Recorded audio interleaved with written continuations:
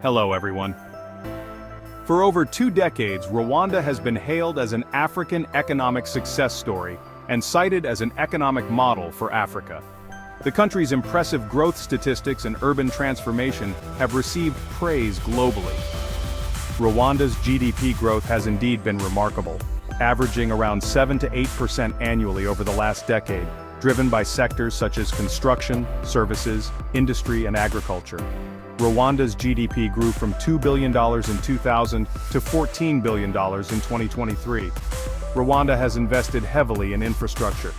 Kigali International Airport has expanded, with direct flights to Europe and Asia. Kigali, the capital, is often showcased as a model of cleanliness and urban order. Rwanda has developed a robust ICT network, with 4G coverage reaching 95% of the population. Rwanda's tourism revenues increased from $200 million in 2000 to $600 million in 2023, driven by mountain gorilla trekking, Lake Kivu tourism, and cultural tourism. Rwanda has implemented business-friendly policies, ranking 38th in the World Bank's 2020 Ease of Doing Business Index. Kigali hosts several innovation hubs, including the Kigali Innovation City and the Rwanda Innovation Fund. However, the narrative of Rwanda as an economic marvel deserves closer scrutiny, as it may overlook several underlying challenges and complexities that complicate its status as a true success story. A closer examination of the facts and figures reveals a more nuanced picture, characterized by significant challenges that question the sustainability and inclusivity of this growth. Despite this impressive growth, the GDP per capita remains amongst the lowest in Africa, at approximately $1,000. This disparity indicates that the economic gains have not substantially elevated the average income of Rwandan citizens. A closer look reveals that much of Rwanda's economic growth is concentrated in sectors like construction and services that predominantly benefit the urban elite and foreign investors. The structure of Rwanda's economy is another point of concern. As of 2023, services accounted for 44% of the GDP, while manufacturing contributed a mere 10%. This limited industrial base suggests a lack of diversification, making the economy vulnerable to external shocks and limiting opportunities for value-added production. Rwanda's trade dynamics further complicate its economic narrative. In 2023, the country exported goods worth approximately $2.5 billion, but imported goods valued at $3.9 billion, resulting in a significant trade deficit. Rwanda's trade deficit therefore widened from $400 million in 2010 to $1.4 billion in 2023.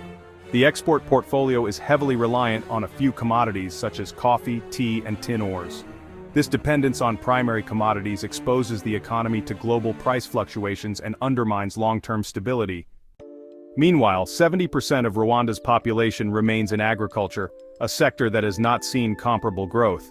Smallholder farmers, who form the backbone of Rwanda's rural economy, continue to struggle with low productivity and limited market access, keeping them in cycles of poverty.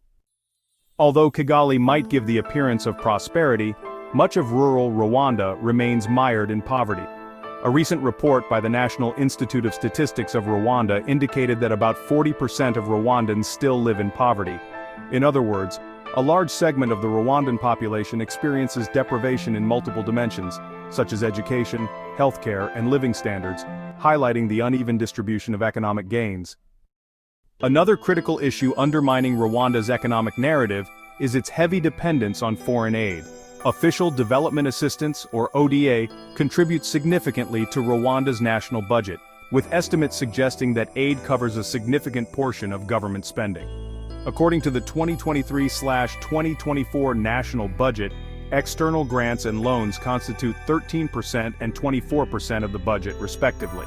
This reliance on foreign aid raises questions about the sustainability of government spending and the country's ability to maintain its development trajectory independently.